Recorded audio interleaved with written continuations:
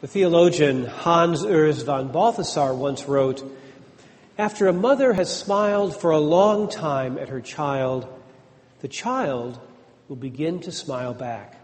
She's awakened love in its heart. And in awakening love in its heart, she awakens also recognition."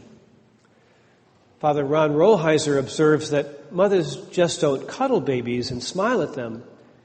They also speak to them.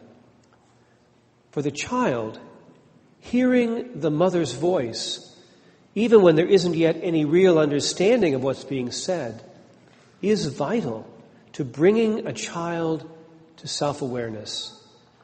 We only come out of darkness and chaos of infancy to the extent that we are called out by voices that cajole, caress, reassure, and keep luring us beyond ourselves.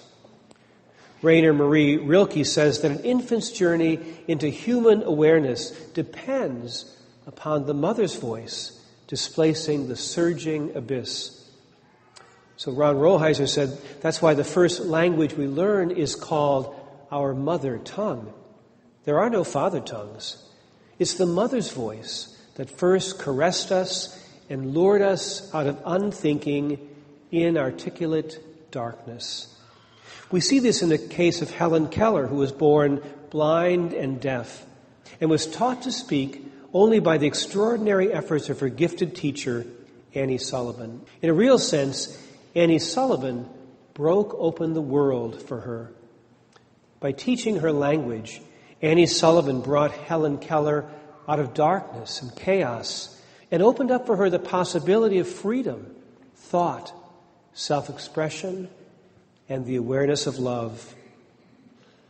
All of us yearn to let God's voice become the smiling, beckoning, luring voice of the mother, calling us out of fear, darkness, chaos, to freedom, thought, self-expression, and the awareness of love.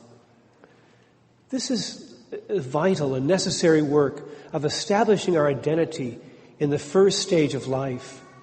We all need some successes, response, and positive feedback early in life, or we will spend the rest of our lives demanding it for others. Father Richard Rohr says, if you get mirrored well early in life, you do not have to spend the rest of your life begging for the attention of others.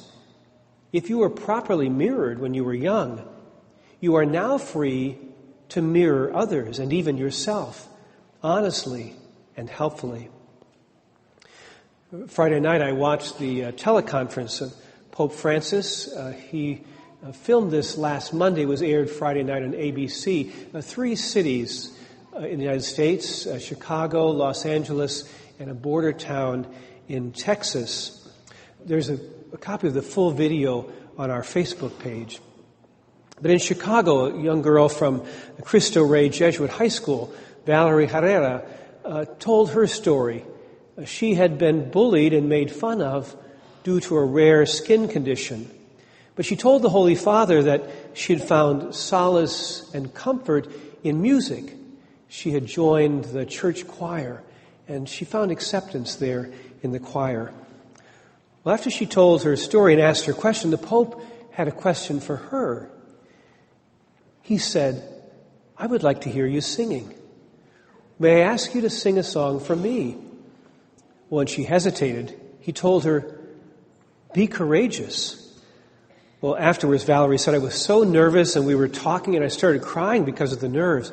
But she did sing a song to the Blessed Mother in Spanish to the Pope. And afterward, the Pope smiled at her, and again in English he said, "Thank you very much." And Valerie smiled back. Whenever Jesus looks at someone, he looks at them with love. Ansel Groom, the Benedictine German monk, writes, Jesus was evidently an experienced therapist. He takes aside the deaf and dumb man so that he can give him special treatment. The man has evidently been struck dumb, so he needs a protected space in which he can venture to speak again. And then Jesus touches him. He creates a relationship with the sick person. He doesn't treat him as an object. He reaches out his hand and makes contact with him. Jesus even spat and touched the man's tongue. Didn't our mothers use their spit to heal and cleanse us when we were hurting? The Gospels speak of Christ as the Word, no doubt because Christianity is more a particular kind of language, a mother tongue, than it is a religion. Christ as Word is analogous to Annie Sullivan trying to break through the chaos to enter Helen Keller's world, where she was trapped inside herself, unaware of deeper consciousness, unable to speak, and blocked from fully entering human life. In a world with increasingly strident voices, we need the loving sounds and coaxing words, along with the gentle cadence that we first heard from our mothers when they lured us into self-awareness. It's not easy to be led out of darkness. I ran across this wonderful quote from a favorite author of mine. I hardly ever get to quote him. Mark Twain said this: "Kindness is a language the deaf can hear and the blind can see." The English word kindness is closely related to the word kinship. In Middle English, kind and kin were the same. We could say that Christ is kin, Christ is our kind. Jesus Christ and therefore God is our kin. That is to say, God wishes to be our relative. St. Athanasius said it this way: God became human so that we might be made divine. God is calling us out of our frail and helpless aloneness to be church. Say to those who are a fearful heart, be strong, do not fear. Here is your God. He will come to save you. Pope Francis believes that the word mercy is a word that all the world is longing to hear. The Hebrew word for mercy, hesed, is the same word that's used for womb. So we might define mercy as womb-like mother love. This is the word, our mother tongue, that we long to hear again. And when we hear it, we will be awakened as if for the very first time. It will be like we are being born again. The prophet Isaiah announced that when the ears of the deaf are unstopped and the tongue of the speechless sing for joy, then waters shall break forth in the wilderness and streams in the desert. The burning sand shall become a pool, and the thirsty ground springs of water. Just as a mother awakens her understanding in her child, Jesus is the Word that opens our ears to hear the Word of God.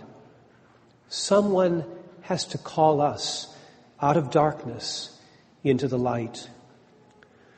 Words, like water, are intermediaries that immerse us into the mystery of God. The 13th century Sufi poet Rumi imagines that stories are like water that allow us to hear and understand the voice of God. In this poem, there's a reference to Abraham sitting in a fiery furnace. This is a story that's in the Quran. It's very much like the story we have in the book of Daniel of the three young men, Shadrach, Meshach, and Abednego, who are thrown into a fiery furnace. Story Water by Rumi. A story is like water that you heat for your bath. It takes messages between the fire and your skin. It lets them meet, and it cleans you. Very few can sit down in the middle of the fire itself, like a salamander or Abraham. We need intermediaries. A feeling of fullness comes but usually it takes some bread to bring it. Beauty surrounds us, but usually we need to be walking in a garden to know it. The body itself is a screen to shield and partially reveal the light that's blazing inside your presence. Water, stories, the body, all the things we do are mediums that hide and show what's hidden. Study them and enjoy this being washed with a secret we sometimes know and then not.